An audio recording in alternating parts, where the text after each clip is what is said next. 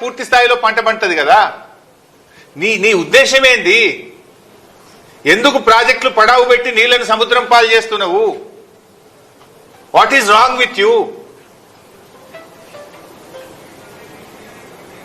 వెంటనే మేము రెండు విషయాలు డిమాండ్ చేస్తున్నాం. తక్షణమే రోజుకు 2 టీఎంసీల నీళ్లు తేవచ్చు ఎల్లంపల్లికి. 7 మోటార్లు ఉన్నాయి ఎల్లంపల్లిలో. 7 మోటార్లు నడిపితే 22,000 క్యూసెక్కుల నీళ్లు మిడ్మానేరుకు వస్తాయి. ఎందుకు 3 మోటార్లే నడుపుతున్నావు? ఎందుకు 3 నడుపుతున్నావు? ఎందుకు నీళ్లను సముద్రం పాలు చేస్తున్నావు? తక్షణమే 7 మోటార్లు వత్తాలే. 2 టీఎంసీల నీళ్లను మిడ్మానేరుకు, మిడ్మానేరు నుంచి రోజుకు 1 టీఎంసీని అన్నపూర్ణ, రంగనాయక సాగర్, మల్లన్న సాగర్, కొండపోచమ్మ సాగర్, బస్వాపూర్ రిజర్వాయర్లకు తేవాలే. యాసంగి పంటలో లక్షలాది ఎకరాలకు నీళ్లు ఇయ్యాలని చెప్పి మేము కాంగ్రెస్ ప్రభుత్వాన్ని డిమాండ్ చేస్తా ఉన్నాం. ఎస్ఆర్ఎస్పి వరద కాలువ గేట్లు ఎత్తండి, వరద కాలువ ద్వారా మిడ్మానేర్ నింపండి.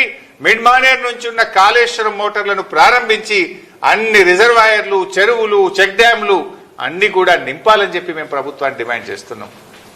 ఇక్కడ అర్థం చేసుకోవాల్సింది ఏంటంటే, అన్నపూర్ణ అయినా, రంగనాయక సాగర్ అయినా, మల్లన్న సాగర్ అయినా, కొండపోచమ్మ సాగర్ అయినా, బస్వాపూర్ అయినా వర్షపు నీటితో నిండేటి కావు ఇవి.